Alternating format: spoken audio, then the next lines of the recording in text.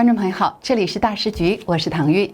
北京政坛突然冒出了两个极不寻常的信号，一边呢，蔡奇在公开场合把习近平简直捧上了天，甚至说他是为人类大趋势做出了睿智的思考；另外一边却传出了习近平的贴身保镖中共中央警卫局局长周鸿许竟然被调走了，而且还可能投向了张又侠的军中系统。朋友们，这是不是太诡异了？一边是高调的颂圣，唱到近乎荒诞；另外一边，安保核心却出现了裂缝。问题来了，习近平是真的稳如泰山，还是外表风光，内里惊慌呢？要知道，警卫局那可是中南海的禁军，既守着最高国家领导人的身家性命，也掌握着所有人的行踪和机密。如今啊，周鸿许的去向成谜。那新上任的人选，习近平真的能放心吗？更惊人的是，如果周鸿许真的和张又侠又有牵连，那么习近平的安保系统还姓习吗？还是改姓张了呢？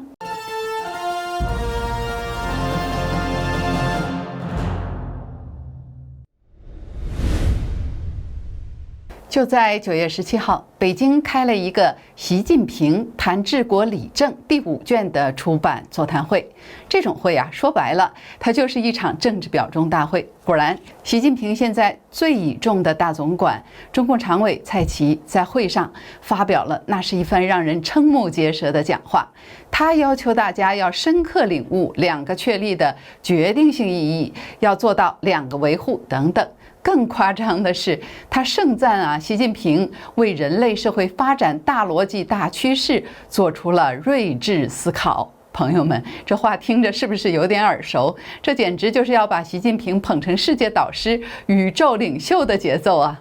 时政评论员蔡胜坤他在海外社交平台 X 上发帖表示，蔡奇这么疯狂的颂圣，大概是还想继续占有一人之下、万人之上的影响力吧。但是一个反常识的问题又来了，如果一个领导人的地位真的坚若磐石，他需要手下头号心腹用这么露骨、这么夸张的语言去为他呐喊助威吗？这到底是自信的表现，还是内心极度不安的体现呢？蔡胜坤近日在其社交媒体与评论节目当中提出，不能忽视中共内部正在进行的权力动态，尤其是中共中央警卫局局长周鸿许的去向与他的地位变动。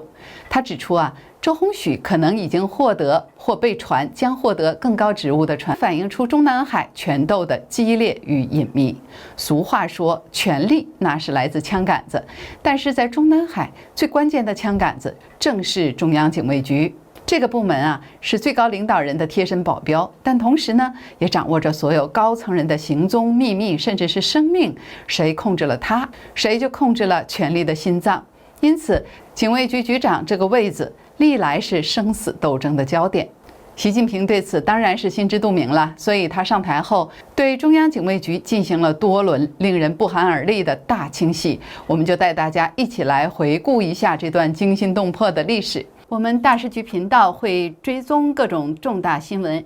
如果您想翻墙观看我们的节目，我们向您推荐一款非常好用的 VPN 神盾 VPN。我和我的团队都觉得这是目前真正值得信赖的安全的 VPN。为什么这么说呢？很多人可能都在用 VPN， 但是传统的 VPN 存在一个问题，它只用一台服务器，数据是经过加密传到 VPN 的服务器，然后由同一台服务器发送出去。也就是说，它不但知道你的来源 IP， 也知道你连去哪里。这意味着，只要那台服务器要有风险，你的整条路径就会被看得一清二楚。而神盾 VPN 采用的是独家技术，双节点 P2P 加密架构，数据会经过2台服务器转送。第一台只知道你的来源 IP， 第二台只知道你要连的目的地。2台之间端对端加密，任何单一节点都无法还原整条通讯路径，连神盾自己都无法追踪你在网络上的行踪。除了安全，神盾 VPN 的速度和稳定性表现也相当出色。神盾 VPN 可以在全球服务器自动切换，随时连最近最快的节点，而且一个账号可以用在手机、电脑、平板，可以全家分享。现在购买2年方案，享受65折优惠，请输入我们节目专属优惠码大10局，再打9折。30天内不满意，全额退款，没有风险的试用。请您赶紧点击节目下方描述栏的购买链接购买。首先呢，是胡锦涛时代的局长曹清，在2015年3月的一天，当时是中办主任的栗战书和还是中共军委委员的张又侠，带着第38集团军的一部分人，突然就闯进了中南海，而且是以习近平的命令当场重组了中央警卫局。原局长曹清事先没有接到任何通知，几乎就是直接被押上车带走的。这一手法跟一场小型的军事政变，那简直就没有什么区别。清除了前朝的人，自己的人就可靠吗？后来接任局长的是王少军，本来呢他是习近平的亲信，但干了几年后，也是突然就被免职了，被调去政协当了一个虚职。随后就传出了病逝的消息。最诡异的是，官方新华社在2023年7月24日才公布他早在4月26日就已经病逝了，整整拖了3个月。这背后到底有什么见不得人的秘密呢？经过这一连串的清洗，现在坐在这个火山口上的人就是周鸿许了。他在2021年前被任命为局长，也被视为是习近平保安链条上的关键人物。但现在最让习近平寝食难安的问题可要出现了。根据蔡胜坤稍早的爆料，周鸿许可能已经高升到中央军委办公厅主任，这个位置相当于军队的大内总管。这就产生了2个致命问题。第一，周鸿许调走后，谁来接管中央警卫局这个生死攸关的部门？这个新人习近平还能信得过吗？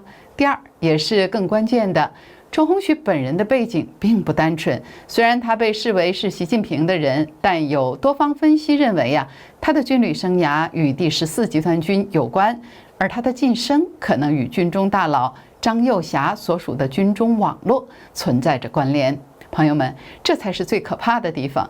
一个负责你身家性命的贴身护卫，如果他同时也效忠于你最大的潜在对手，你晚上还能睡得着吗？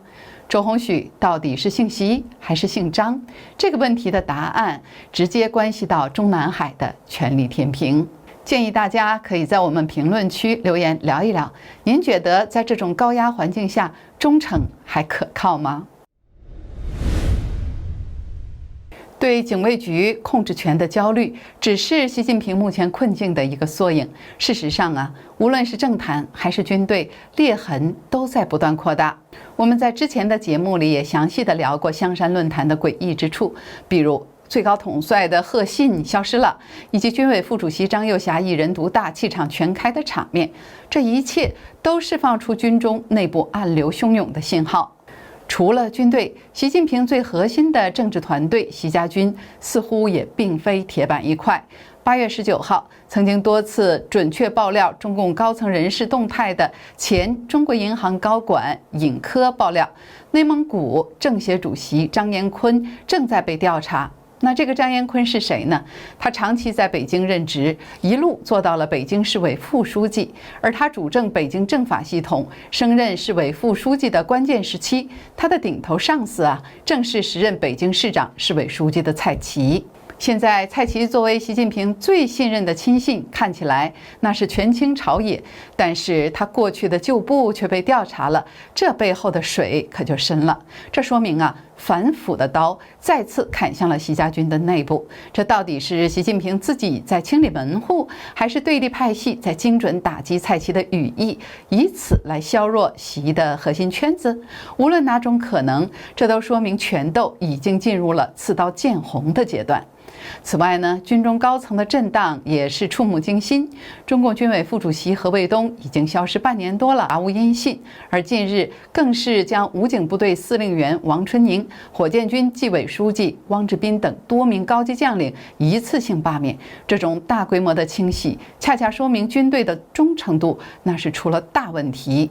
面对内外的巨大压力，习近平的头号心腹蔡奇选择用极度夸张的送圣方式来宣示忠诚、巩固权威，这本身可能就是权力不稳的信号。而近日呢，2023年因为被认为影射习近平而遭下架的有关崇祯皇帝的书又悄然恢复了销售，这也侧面说明习近平的权力已经不如从前了。近日还有一件诡异的事儿，一个表面上看起来跟联合国教科文组织、美国布鲁金斯学会都有着合作的中国顶级智库，叫做太和智库，前几天突然被北京官方给取缔了。官方给出的理由非常简单，说它未经登记擅自活动。但事情真的这么简单吗？一个能连续举办7届大型国际论坛，甚至能请到联合国教科文组织前总干事来当高级学者的机构，会是一个没有登记的草台班子？这背后的故事远比一个行政处罚要精彩得多。因为这家智库的创办人是一个刚刚落马的3个月前的中共国安部的副部长。我们先来看看这个太和智库是什么来头。它成立于2013年3月，号称是民间智库，研究的领域也都是高大上，包括国际关系、民族宗教、科技等等。它的国际合作伙伴名单是非常亮眼包括联合国教科文组织、美国的布鲁金斯学会、上海合作组织等等，还有近100家中外机构都有交流。它还深度参与了习近平亲自推动的“一带一路”项目，是“一带一路”国际智库合作委员会的成员。你看，这履历怎么看都不像是一个会忘记登记的非法组织。那么问题出在哪里呢？时间是关键点。北京市民政局是在9月12号发布取缔公告的，而就在3个月前的6月9号，中纪委宣布一个叫做高以晨的高官正在接受调查。这个高以晨是谁呢？他就是太和智库的创办人，也有人说他是名誉理事长，他的公开身份是前中共国家安全部副部长。这就有意思了，一个国安部副部长，也就是高级间谍头子，去创办一个民间智库，这本身就让人充满想象。要知道，太和智库虽然挂着民办的名义，但创办人是国安高官，所以它更像是中共情报系统的一个外围机构。那它的主要任务可能就是为“一带一路”的情报扩张做服务，利用学术交流的名义去拉拢和渗透像联合国这样的国际组织。但高以晨的身份可不止这一个，他还是中央610办公室副主任。很多朋友可能对610办公室不熟悉，我这里给大家补充一点背景信息。610办公室是前中共党魁江泽民在1999年为了迫害法轮功而专门设立的一个党内机构，它是凌驾于法律之上，可以调动全国的公检法、国安、外交等所有资源，执行对法轮功修炼者的镇压。而高以晨本身是国安部对外情报专家，在2005年被调到610办公室，目的就是要加强610对海外情报工作和跨国镇压，而镇压的主要目标就是海外的法轮功修炼者。所以你看，这条线索就清晰了。高以晨是国安和610的双重头目，专长是海外情报和跨国镇压。他创办的太和智库利用“一带一路”和学术交流的名义，在国际上建立了一个庞大的网络。这个网络很可能就是他用来收集海外情报，特别是针对法轮功等群体情报的平台。事实上，高以晨早就因为迫害人权而上了国际名单。根据明慧网报道，全球38个国家的法轮功修炼者曾向本国政府递交迫害者名单，要求制裁他们。高以晨就在这份名单上。所以我们把所有线索穿一下看看，这件事情的逻辑就很清楚了。取缔太和智库表面上是一个民政局的行政公告，但实质上这很可能是中共高层权斗的一部分，是在清洗一个前国安大佬的势力。高以晨落马了，他手下这个重要的用于对外渗透和情报收集的白手套太和智库自然也就要被拆了。那这件事也让我们看到中共是如何利用看似正常的学术文化交流机构来包装它的情报活动和海外议程的。好啦，从前面的种种信息，我们可以看到，中共四中全会前，中共内部各派势力是正在全力拼杀。现在，所有的目光都聚焦在即将召开的四中全会上了。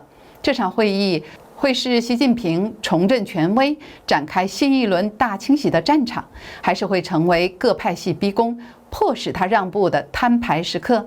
那个掌控着中南海禁军的周鸿许，他的最终归属又将如何决定这场权斗的走向呢？这场大戏究竟会如何落幕？一个更大的政治风暴是否即将来临呢？让我们拭目以待。这里是大时局，感谢您的陪伴与思考，请订阅、分享并打开小铃铛，让我们一起在动荡中坚守真相，在黑暗中点燃希望。